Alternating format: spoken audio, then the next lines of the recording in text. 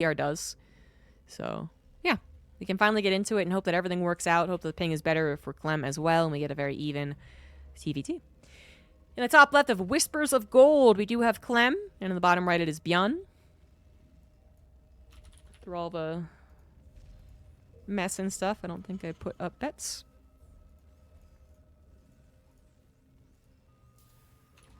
There you go. Still a best of 3. The first semifinal. Second semifinal is going to be Max Packs versus either Goblin or Eba. Rainer was also having rough ping issues. He was also off racing. And he actually hasn't been playing StarCraft as much as Max Packs or Clem. So I actually think he would have been stopped either way. But anyway, he's out too. So probably a good old classic Max Packs versus Clem finale. But I do not want to discount Byun. He is definitely the most likely third contender for that final spot. He does beat Clem in TvT a decent amount of times. Clem typically takes the advantage, but, you know, yeah, there was that fairly recent 3-0 result in favor of Byun. I believe it did cast those games. I really wanted to see what would happen. And there was just a lot of gaffes from Clem that put him in awkward positions that Byun was able to take advantage of. Which is very vague, but that's the best that I can really put it. Just one of those games, back to back to back, where nothing seemed to go as well as it usually does for Clem. And then Byun was able to take advantage of every single one of them. So I'm not trying to say that, you know, Byun got lucky, but in a way, I guess so. He just didn't lose any opportunities. Which I think he typically does more so when Clem is playing at 100%. Clem finds all of his own opportunities as well as denies Byun his opportunities. We are talking about two players who have fairly similar play styles. They both are more micro-oriented, even though obviously both sides of macro and macro are great between the two. We think of both of them as very fast, very micro, very, you know, Reaper grenades perfectly placed and medevac micro cyclones all day long. And one of them is younger and faster and better. That's not an opinion. That's basically fact. And Clem is that one. So, yeah, it's a tough matchup for Byun. In some ways, I don't know if it's tougher than even him versus Maru, which is another thorn in Byun's side, but that's like a different type of equation. It's like Byun versus Maru is a classic battle of kind of more offense versus more defense. And Clem versus Byun is just the type of action-packed offense versus offense that I think speed and wise decision-making tend to win out. And that's one thing Clem really improved on 3 years ago at this point, because TvT did used to be his worst matchup. He was always fast. He was always good at micro. But he just never seemed to really get TvT at that point in his career. And then something really clicked. And then especially with the last year he went to Korea, he seems to have improved even more so. But enough about them and how tough this could be for Byun. We do have Byun with a first push. It's a bunker. You could just push right past it, I guess. You could just, like a run by maybe is a better word for this. You could run on by. The Reapers do go to the main base where there are only 2 Marines and a Reaper to defend. That is actually not enough. It does get that first snipe, though, so 1 Reaper down. Cyclone pops in the nick of time. Almost perfect. No, it is perfect. Grabs every last Reaper, and those Hellions could do nothing to help out. They were there to help safeguard the evacuation in case it was like a Cyclone. A Marine or Reaper that was chasing after Byun's unit, but, you know, Cyclone is a little too much.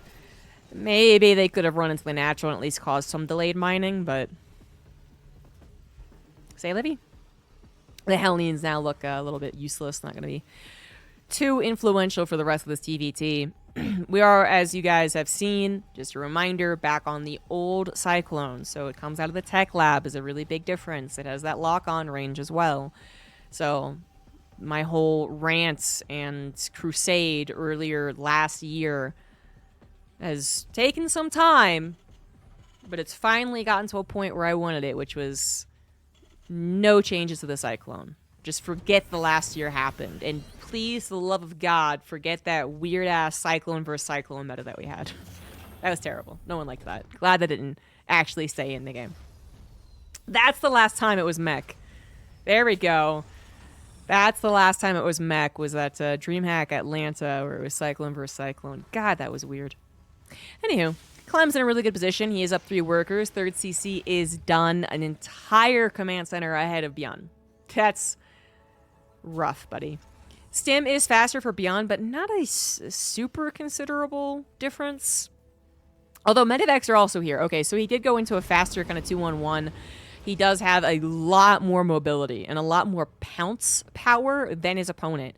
What he doesn't have is as much economy or as much technology as that Raven does actually add a lot. Upgrades will also be faster for Clem. So the only technology he's ahead on is Stim and combat shields, which are still important when a lot of what you're doing is based around flying around using your Marines to the best of their capabilities. Clem doesn't quite know about this follow-up, although it is a common one for Byun, more common for him than a lot of other Terrans. You don't know for sure. And so he doesn't know. He might have units out of position. 3 Ravens are available. 3. So it's actually almost like... I actually feel like we went back to 1 Raven or 2 Ravens for a long time in TvT. This is almost like old TvT. But that ended up being a big surprise. The units were in position. Then they moved away.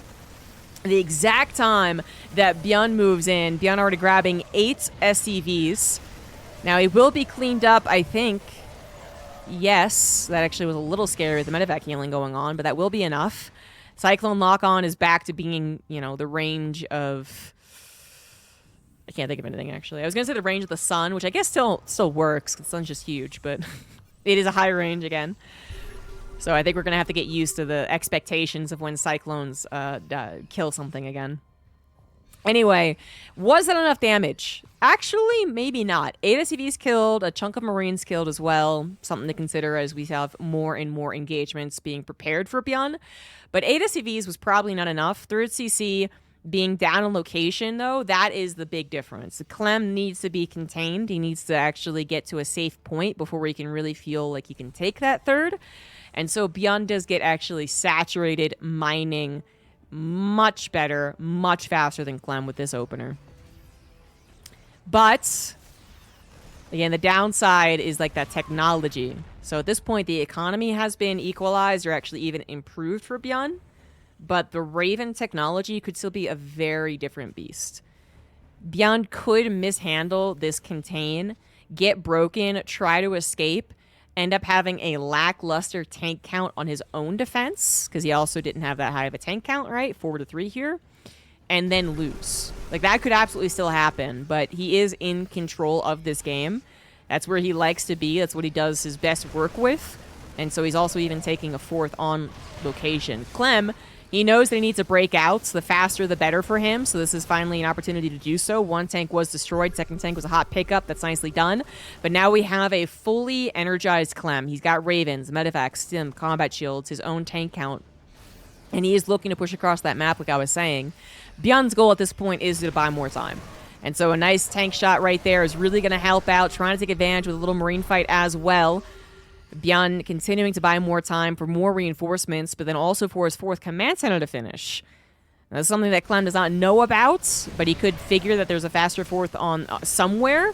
He kind of needs to worry about that a little bit later, trying to take the best possible fight on the front lines. Interference Matrix did take out a lot of Byun's tanks, but the Marine count of Byun was still very high. And Clem will not get the fight that he was looking for.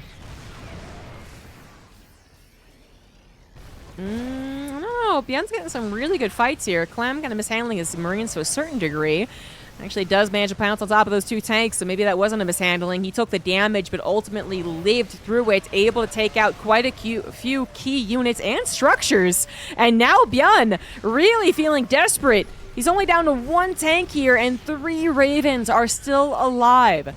Slow, methodical push seems to have worked out for Clem brilliantly. He is up 40 supply. And Byun actually is going to lose to this, 100%. Nice drop on the main base. It's a big main base. Nothing was there to defend. All the tanks are sieged up at this point. Nice little concave here for Byun is the only thing he has going for him.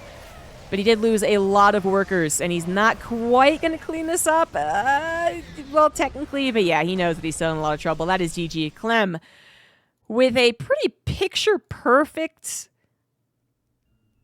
display of that TvT. Of the really, I would say, what used to be the classic TvT, which was 2 base versus 3 base. That's kind of the situation. Byun goes for a more 2 base emphasis. faster Marines, faster drops, more map control. Clem choosing a more standard path nowadays, does the slow and steady build, higher technology, and then has a nice methodical push that pushes into a really important point for the for Byun. That's kind of it. Could Byun have realized he wasn't quite equipped to handle that push and then maybe evacuated his third before he lost all of his tanks? Maybe.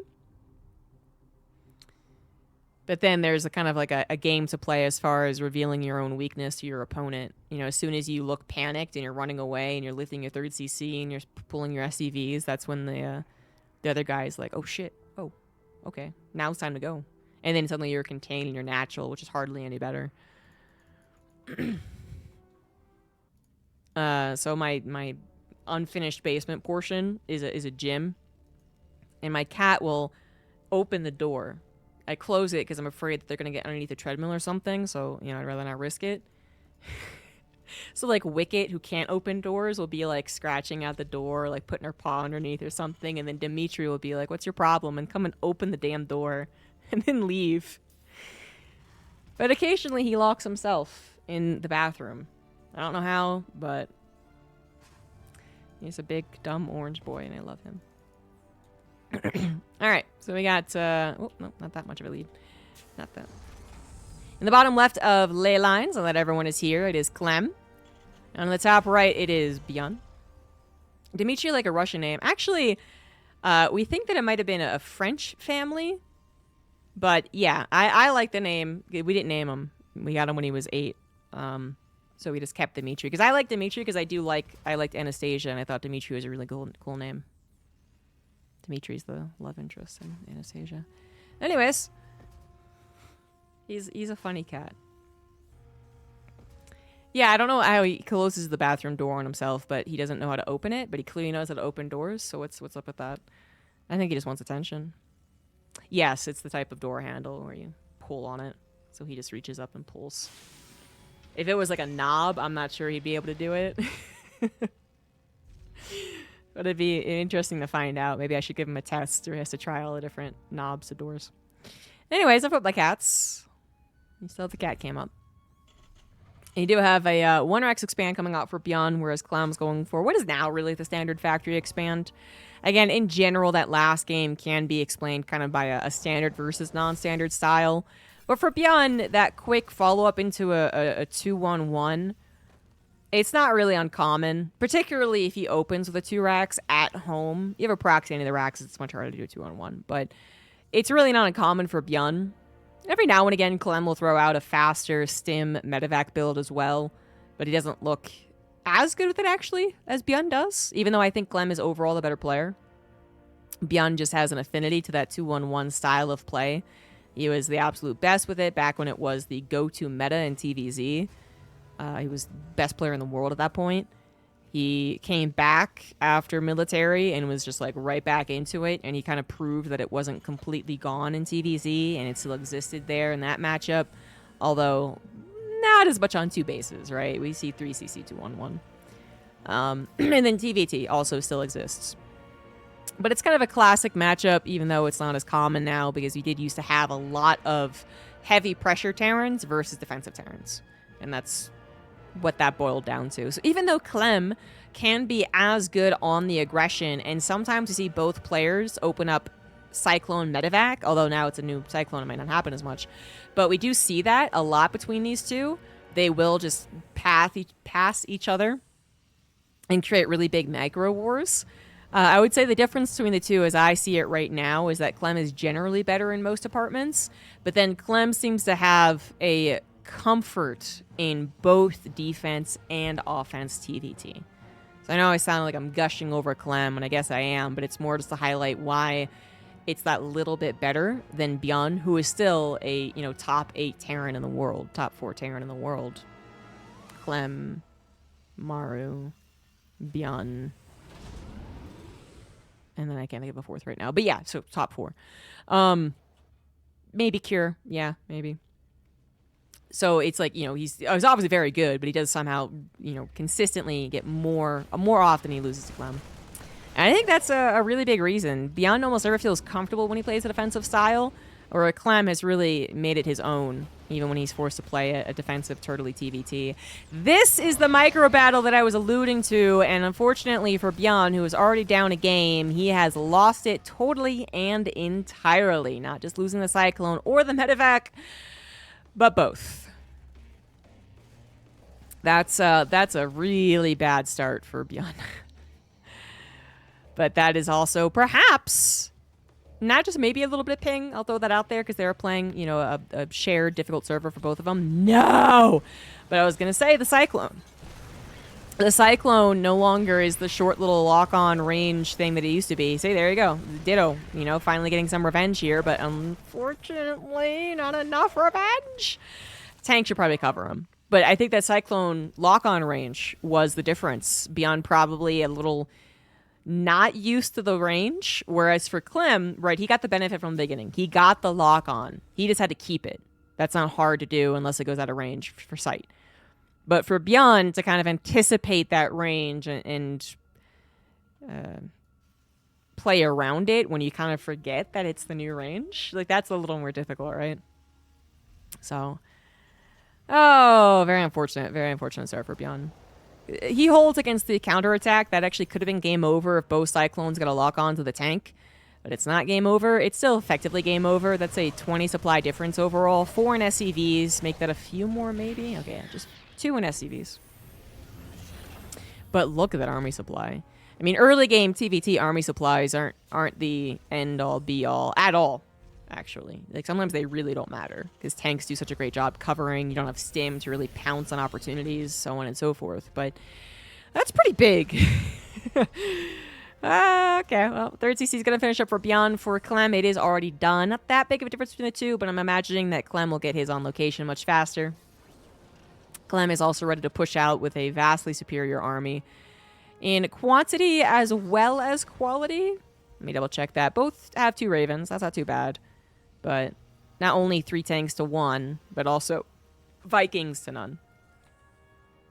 Byun is not getting Vikings at all, actually. Well, Ixcar, they're playing on the mod, not the PTR, which I think has fixed the Cyclone lock-on.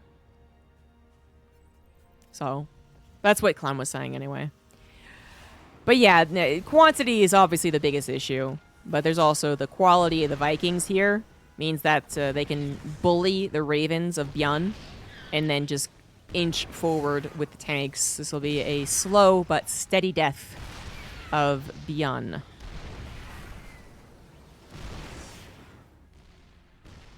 Ravens going for a long roundabout way to try and miraculously get amazing disables.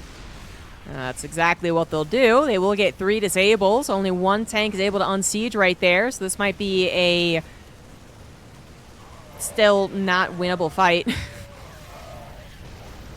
But maybe a little better. If there was no disables, that would not have been a good fight at all. It still wasn't good. 20 army, 20 worker, down. Byun has nothing going for him. Even his... Oh, wait, no. His combat shields is faster. Okay, he's got that going for him. That's not going to be enough. He is going to desperately base trade, but it was immediately scanned. Maybe that wasn't for a base trade. Maybe he was going to try and get us around, but either way, the jig is up. Looks like Clem is correctly identifying, like, both options are still the option that could be troublesome. So he does pull back. And then he still has enough of an army left at the front that, 16 Marines on the backside would not trade out, I guess, the best. But they're not going for us around. They are going for that pseudo. What could have been a base trade if Clem was continuing to rally to the forward position, then it's a base trade, but he's not, so. This isn't a base trade. This is just a drop that has not done enough damage. This tank is going to be gone, though, and Byun is going to be as annoying as possible. Much like the knights in Monty Python. It's just a flesh wound. Come at me. And after all of his limbs are severed, you're kind of just looking at him and being like, you could just tap out. That's okay. Hate to be harsh to Byun, but he knows he's also in a really desperate place. Third CC goes over to the right side location, which maybe it gets a little bit of mining because it kind of goes unnoticed for a while. But Clem has shored up all of his defenses. Missile turret plus Vikings to cover a big Doom drop. And then his actual army is still bigger than his opponent's, with equal upgrades as well. And anti-armor missile, which means that his upgrades are better. Vikings come in to bully away the last medevacs, and you don't even have to worry about a Doom drop. And the Vikings will come in to help out just a little bit. I mean, they're facing mechanical, so more than a little bit, but you can see they're unnecessary. The rest of Clem's army was going to win. Now there is a 50 supply difference, and this is not going to be Byun's day in TvT. It should be the final blow. Byun probably feeling really unsatisfied from these two games. I mean, he's one that plays it till the very, very end in general. Not quite fantasy GG timing, but yeah. But I think this particularly is just that these have not been fun games start to finish for Byun. Nothing went well for him. Well, actually, the double medevac drop in the first game did go okay. But from then on, it was terrible. Don't feel very good. Didn't show your best TvT versus Clem. And then he finally are forced to tap out. GG's. Clem will advance on to the finals, of which he will probably, most likely, almost definitely be facing Max Pax.